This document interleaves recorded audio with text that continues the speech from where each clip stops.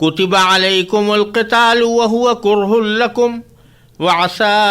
أن تكرهوا شيئا وهو خير لكم وعسى أن تحبوا شيئا وهو شر لكم والله يعلم وأنتم لا تعلمون يسألونك عن الشهر الحرام قتال فيه قل قتال فيه كبير وصد عن سبيل الله وكفر به والمسجد الحرام وإخراج أهله منه أكبر عند الله والفتنة أكبر من القتل ولا يزالون يقاتلونكم حتى يردوكم عن دينكم إن استطاعوا ومن يرتد منكم عن دينه فيمت وهو كافر فأولئك حبطت أعمالهم في الدنيا والآخرة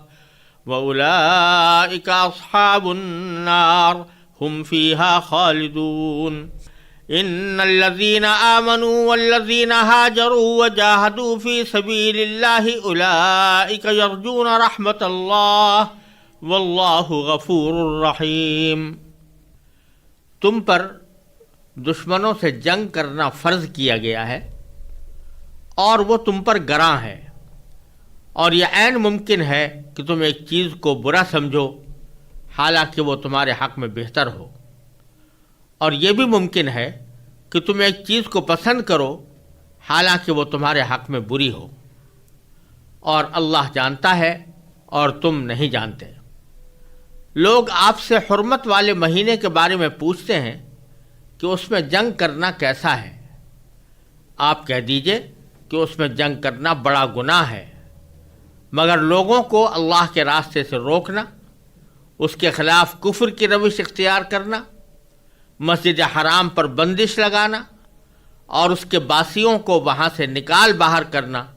اللہ کے نزدیک زیادہ بڑا گناہ ہے، اور فتنہ قتل سے بھی زیادہ سنگین چیز ہے۔ اور یہ کافر تم لوگوں سے برابر جنگ کرتے رہیں گے یہاں تک کہ اگر ان کا بس چلے تو یہ تم کو تمہارا دین چھوڑنے پر آمادہ کر دیں، اور اگر تم میں سے کوئی شخص اپنا دین چھوڑ دے اور کافر ہونے کی حالت ہی میں مرے تو ایسے لوگوں کے اعمال دنیا اور آخرت دونوں میں اکارت ہو جائیں گے۔ ایسے لوگ دوزخ والے ہیں، وہ ہمیشہ اسی میں رہیں گے۔ اس کے برخلاف جو لوگ ایمان لائے اور جنہوں نے ہجرت کی اور اللہ کے راستے میں جہاد کیا تو وہ بے شک اللہ کی رحمت کے امیدوار ہیں، اور اللہ بہت بخشنے والا بڑا مہربان ہے۔ اس سے پہلی آیت میں اللہ تبارک و تعالی نے انفاق فی سبیل اللہ کو ایک نوکی کے طور پر بیان فرمایا تھا، اور جیسا کہ میں پہلے عرض کیا یہاں تقویٰ کے مختلف شعبے سورہ بقرہ میں بیان ہو رہے ہیں، جن میں سے ایک انفاق تھا، اور اب جو آیتیں اس وقت تلاوت کی گئی ہیں اور ان کا ترجمہ پیش کیا گیا ہے اس میں دوسرے ایک اہم تقویٰ کے تقاضے کا ذکر ہے، اور وہ ہے قتال، یعنی جہاد، دشمنوں سے جنگ کرنا۔ اور اللہ تبارک و تعالیٰ نے پہلے تو یہ فرمایا کہ کتب علیکم القتال، کہ تمہارے اوپر جنگ کرنا فرض کیا گیا ہے۔ یہاں یہ سمجھ لینا چاہیے کہ فرض اس وقت ہوتا ہے جب مسلمانوں کے ملک پر کوئی غیر مسلم حملہ آور ہو جائے، اور اس وقت میں جو امیر مملکت ہے وہ تمام لوگوں سے کہے کہ اس کا مقابلہ کرنے کے لیے سب لوگ نکلیں، تو اس وقت ہر شخص کے ذمے قتال فرض ہو جاتا ہے۔ اللہ تبارک و تعالیٰ کے راستے میں جہاد کرنا اس وقت ہر شخص کی ذاتی ذمہ داری ہو جاتی ہے۔ اس کے سوا جو دوسری صورتیں ہوتی ہیں ان میں وہ ہر شخص کی ذمہ واجب نہیں ہوتا، بلکہ اس کو فرض کفایہ قرار دیا گیا ہے، یعنی کچھ لوگ یہ فریضہ انجام دیتے رہیں تو باقی لوگوں کے ذمے سے وہ ساقط ہو جاتا ہے۔ تو یہاں پر کتب علیکم القتال میں دونوں معنی ممکن ہے، یا تو یہ اس صورت کا بیان ہے جب دشمن نے حملہ کر دیا اور امیر مملکت نے تمام باشندوں سے یہ کہا کہ تم لڑائی میں شریک ہو، جس کو اصطلاح میں نفیر عام کہتے ہیں، تو اس وقت میں تو اس سے مراد ہوگا کہ ہر شخص کے ذمہ فرض عین ہے جہاد۔ اور اگر کوئی دوسری صورت ہو تو اس صورت میں یہاں فرض عین مراد نہیں ہوگا بلکہ فرض کفایہ مراد ہوگا، کیونکہ فرض کفایہ بھی ایک فرض ہوتا ہے۔ اس کا حاصل یہ ہے کہ کچھ لوگ اگر وہ فرض کفایہ ادا کر دیں تو باقی لوگوں کی طرف سے وہ خود بخود ادا ہو جاتا ہے، لیکن اگر کوئی بھی نہ کرے تو سب گناہ گار ہوتے ہیں۔ تو باری تعالیٰ فرما رہے ہیں کہ تمہارے ذمہ قتال فرض کیا گیا ہے، اور یہ مدنی زندگی کی بات ہے، کیونکہ مکی زندگی میں تو مسلمانوں کو یہ کہا گیا تھا کہ اگر کافر تمہیں مار بھی رہے ہوں تو مار کھاتے رہو اور جواب میں کوئی تلوار بھی نہ اٹھاؤ، ان کا جواب بھی مت دو۔ وہاں صبر کی تلقین کی گئی تھی۔ مدینہ منورہ میں اللہ تبارک و تعالیٰ نے جہاد فرض کیا، اور اس کے مختلف مواقع آئے کہ سب کے مختلف مواقع پر دشمنوں نے بھی حملہ کیا، جس کے دفاع میں نبی کریم سرور عالم صلی اللہ علیہ وسلم نے بھی حملے کیے، اور اس طرح اس حکم پر عمل ہوتا رہا۔ اب ساتھ ہی اللہ تبارک و تعالیٰ یہ فرما رہے ہیں کہ وَهُوَ كُرْهٌ لَكُمْ، یعنی لڑائی جو ہے یہ تمہیں گراں معلوم ہوتی ہے، اور ہے بھی یہی بات کہ کسی انسان کو قتل کرنا یا کسی انسان کے خلاف تلوار اٹھانا یہ کوئی خوشگوار کام تو ہے نہیں، اور یہ اسی لیے کہا گیا ہے کہ جہاد جو مشروع ہوا ہے یا جہاد کو جو اسلام میں ایک اہم رکن قرار دیا گیا ہے، تو وہ در حقیقت حسن لعینہ ہی نہیں ہے، حسن لغیرہ ہی ہے۔ یعنی وہ اپنی ذات میں یہ کوئی بات کوئی اچھا کام نہیں ہوتا کہ آدمی دوسروں پر تلوار چلائے، لیکن کچھ اور اسباب ہوتے ہیں جس کی وجہ سے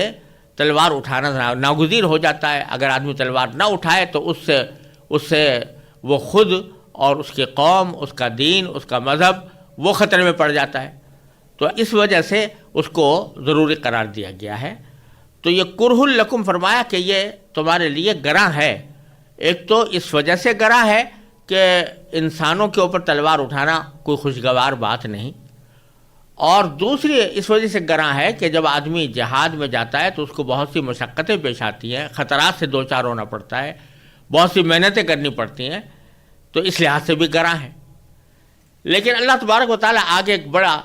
ذرّی اصول بیان فرما رہے ہیں جو ہماری ساری زندگی میں بڑا کارآمد ہے۔ وہ یہ فرمایا کہ وَعَسَىٰ أَن تَكْرَهُوا شَيْئًا وَهُوَ خَيْرٌ لَكُمْ، اور یہ عین ممکن ہے کہ تم ایک چیز کو برا سمجھو، وَهُوَ خَيْرٌ لَكُمْ، حالانکہ وہ تمہارے حق میں بہتر ہو۔ یہ اللہ تبارک و تعالیٰ نے بڑا ذرّی اصول بیان فرمایا ہے ہمیں اپنی زندگی کو خوشگوار بنانے کا، کہ یہ نہ سمجھو کہ زندگی کے اندر ہمیشہ تمہیں خوشگوار واقعات ہی پیش آتے رہیں گے، اس میں ناگوار باتیں بھی آئیں گی، اور خاص طور پر دین کے جو احکام ہیں ان پر عمل کرنے میں بعض اوقات انسان کو مشقت اور محنت بھی اٹھانی پڑے گی، اپنی طبیعت کے خلاف بھی کام کرنا پڑے گا، اپنی خواہشات کو بھی بعض اوقات کچلنا پڑے گا۔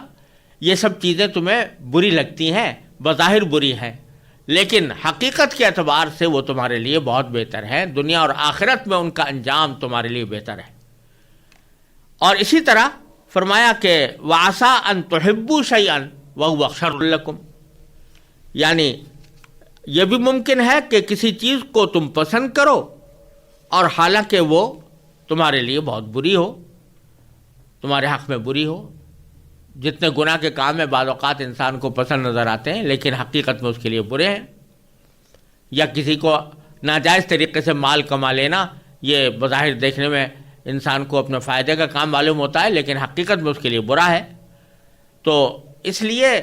حاصل یہ ہے اللہ تبارک و تعالیٰ کے ارشاد کا کہ انسان کو محض اپنی نفسانی خواہشات کے پیچھے نہیں چلنا چاہیے، کہ جس چیز کو نفسانی خواہشات اچھا کہیں اس کو اچھا سمجھے اور جس کو برا کہیں اس کو برا سمجھے، بلکہ اچھے اور برے کا فیصلہ تو در حقیقت وہی کر سکتا ہے جس نے اس کائنات کو پیدا کیا، اور جس میں کائنات کے اندر موجود تمام اشیاء کا خالق وہی ہے۔ وہی جانتا ہے کہ کس وقت تمہارے لیے کون سا عمل بہتر ہے۔ لہٰذا اپنے اچھے اور برے کا فیصلہ خود کرنے کے بجائے تم اللہ تعالیٰ کے اوپر چھوڑو. اور جب اللہ تبارک و تعالیٰ فرما رہے ہیں کہ کسی خاص حالت میں جہاد تمہارے ذمہ فرض ہے تو اب چاہے تمہیں ناگوار ہو رہا ہو لیکن وہی تمہارے حق میں بہتر ہوگا. پھر آگے جہاد سے متعلق ایک واقعہ پیش آیا تھا جس کے پس منظر میں اگلی آیات آئی ہیں. واقعہ یہ ہوا تھا کہ 4 مہینے ایسے تھے جن کو خود قرآن کریم نے اشہر حرم کہا ہے، یعنی حرمت والے مہینے. اور زمانہ جاہلیت میں بھی یہ قریش کے لوگ اور قبائل عرب سب ان مہینوں میں جنگ کرنے سے اجتناب کرتے تھے اور یہ سمجھتے تھے کہ یہ مہینے حرمت والے ہیں. اگرچہ اس میں بھی انہوں نے گڑبڑ کر رکھی تھی، جب دل چاہتا تو مہینے کو آگے پیچھے بھی کر دیا کرتے تھے جس کا ذکر آگے آئے گا. لیکن بحثیت مجموعی وہ حرمت والے مہینوں میں لڑائی کو بند کر دیتے تھے. تو ایک مرتبہ ایسا ہوا کہ ایک سفر کے دوران صحابہ کرام سفر پر تھے. سفر کے دوران ان کی کچھ مشرکین سے جھڑپ ہو گئی اور مشرکین میں سے ایک آدمی جس کا نام عمرو بن الحضرمی تھا وہ مسلمانوں کے ہاتھوں مارا گیا. اتفاق سے یہ واقعہ جمادی الثانیہ کی 29 تاریخ کی شام کو پیش آیا. لیکن 29 تاریخ کی شام کے وقت میں ایسے وقت میں پیش آیا جبکہ یہ معلوم نہیں تھا کہ آج چاند نظر آیا ہے یا نہیں. اگر چاند نظر آ گیا تو اگلے دن سے رجب کا مہینہ شروع ہو گیا اور رجب کا مہینہ ان حرمت والے مہینوں میں داخل تھا. لیکن مسلمانوں کو پتہ نہیں تھا کہ یہ رجب کا مہینہ شروع ہو چکا ہے. شام کا واقعہ تھا اور راستے کے اندر ایک جھڑپ ہوئی تھی تو اس وجہ سے وہ آدمی مارا گیا. تو اس سمجھ کے تحت مارا گیا کہ گویا ابھی حرمت کا مہینہ رجب کا مہینہ شروع نہیں ہوا. لیکن جب وہ شخص قتل ہو گیا تو اس کے بعد اچانک رجب کا چاند نظر آ گیا جس سے معلوم ہوا کہ رجب کا مہینہ شروع ہو چکا ہے. اس پر مشرکین نے مسلمانوں کے خلاف ایک طوفان مچا دیا کہ یہ لوگ حرمت والے مہینوں کو بھی پاس نہیں کر رہے ہیں. یہ آیت اس پروپیگنڈے کے پس منظر میں نازل ہوئی ہے. چنانچہ فرمایا یسألونک عن الشہر الحرام قتال فیہ، لوگ آپ کے حرمت والے مہینے کے بارے میں پوچھتے ہیں کہ اس میں جنگ کرنا کیسا ہے. تو قل، آپ یہ کہہ دیجئے کہ قل قتال فیہ کبیر، کہ حرمت والے مہینے میں لڑائی کرنا بڑا گناہ ہے. یہ تو طے شدہ بات ہے کہ اس میں لڑائی کرنا گناہ کا کام ہے. اب جہاں تک اس شخص کے قتل ہونے کا تعلق ہے تو اول تو یہ مسلمانوں نے اس شخص کو جو قتل کیا وہ یہ جان کر نہیں کیا کہ یہ رجب کا مہینہ شروع ہو چکا ہے اور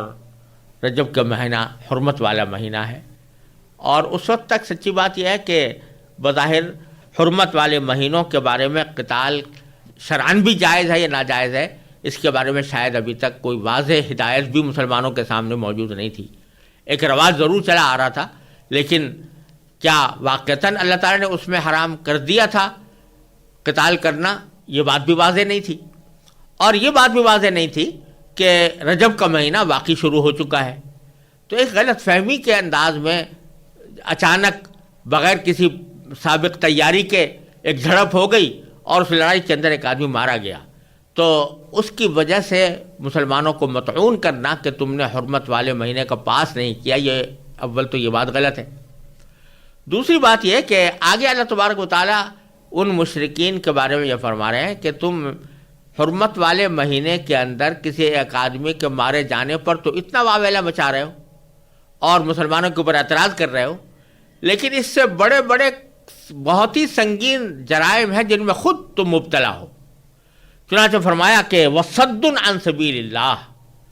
اور اللہ تعالیٰ کے راستے سے لوگوں کو روکنا جیسا کہ مشرکین کرتے تھے. وَكُفْرٌ بِهِ، اور اللہ تعالیٰ کے ساتھ کفر کی روش اختیار کرنا. وَالْمَسْجِدِ الْحَرَامِ، اور مسجد حرام پر بندش لگانا کہ مسجد حرام میں مسلمانوں کو داخل ہونے سے روکیں. اور اسی طرح وَإِخْرَاجُ أَهْلِهِ مِنْهُ، اور اس کے باشندوں کو وہاں سے نکال باہر کرنا، جیسے کہ مسلمانوں کو مشرکین نے مکہ مکرمہ سے اور مسجد حرام سے نکالا تھا. یہ سارے کے سارے جرائم جو تم کر رہے ہو اکبر عند اللہ، یہ اللہ کے نزدیک کہیں زیادہ بڑے اور سنگین گناہ ہیں۔ والفتنۃ اکبر من القتل، اور یہ پھر وہی جملہ دہرایا جو پہلے بھی گزر چکا ہے کہ فتنہ قتل کے مقابلے میں زیادہ سنگین چیز ہے۔ اور فتنہ وہاں پر میں نے تشریح میں عرض کیا تھا کہ اس کے بہت سے معنی آتے ہیں، اور ان میں ایک معنی یہ بھی ہے کہ کسی کو تکلیف پہنچا کر اس کو شدید صدمے اور آزمائش میں مبتلا کرنا، جیسا کہ مشرکین عرب مسلمانوں کے ساتھ بڑی سختی کے ساتھ پیش آتے تھے اور مسلمانوں کو انہوں نے بہت زیادہ تنگ کیا ہوا تھا، تو وہ فتنہ بھی مراد ہو سکتا ہے، اور فتنے سے مراد کفر و شرک بھی ہو سکتا ہے۔ بہرحال یہ زیادہ سنگین چیز ہے بنسبت اس قتل کے جو عمرو بن الحضرمی کا کیا گیا۔ پھر اللہ تبارک و تعالیٰ اب روئے سخن مسلمانوں کی طرف کرتے ہیں اور مسلمانوں سے فرماتے ہیں کہ وَلَا يَزَالُونَ يُقَاتِلُونَكُمْ، اور یہ کافر تم سے برابر جنگ کرتے ہی رہیں گے، یہ تمہارا پیچھا نہیں چھوڑیں گے، یہ تمہارے سے جنگ کرتے ہی رہیں گے، حَتَّى يَرُدُّوكُمْ عَنْ دِينِكُمْ إِنِ اسْتَطَاعُوا، یہاں تک کہ اگر ان کا بس چلے تو یہ تمہیں اپنا دین چھوڑنے پر آمادہ کر دیں، زبردستی جنگ کر کر کے تمہیں اپنا دین چھوڑنے پر آمادہ کر دیں۔ لیکن انشاءاللہ کوئی مسلمان جو ایک مرتبہ اللہ تبارک و تعالیٰ کے فضل و کرم سے اسلام قبول کر لیتا ہے اور دل و جان سے قبول کر لیتا ہے تو وہ پھر اسلام کو چھوڑ کر عام طور سے جاتا نہیں، لیکن اللہ تعالیٰ نے ساتھ ساتھ یہ بھی فرما دیا کہ اگر کسی نے ایسا کیا کہ وہ ان کے ڈرائے میں آ کر یا ان کی ترغیب میں آ کر، ان کے لالچ میں آ کر وہ اگر دین چھوڑے گا تو اس کا انجام کیا ہوگا؟ فرمایا وَمَن يَرْتَدِدْ مِنْكُمْ عَنْ دِينِهِ، اور اگر تم میں سے کوئی شخص اپنا دین چھوڑ دے فَيَمُتْ وَهُوَ كَافِرٌ، اور پھر کافر ہونے کی حالت ہی میں مرے، فَأُولَٰئِكَ حَبِطَتْ أَعْمَالُهُمْ، تو ایسے لوگوں کے اعمال اکارت ہو جائیں گے، فی الدنیا والآخرہ، دنیا میں بھی اور آخرت میں بھی، وَأُولَٰئِكَ أَصْحَابُ النَّارِ، اور ایسے لوگ دوزخ والے ہیں،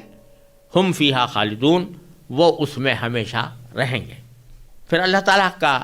یہ طریقہ ہے سارے قرآن کریم میں کہ جب کبھی کافروں کا ذکر آتا ہے، ان کے برے انجام کا ذکر آتا ہے، تو اللہ تعالیٰ ساتھ ہی مومنوں کے اچھے انجام کا بھی ذکر فرماتے ہیں کہ یہ تو ان لوگوں کا ذکر ہے کہ جو مرتد ہو گئے اور انہوں نے ایمان کو چھوڑ دیا،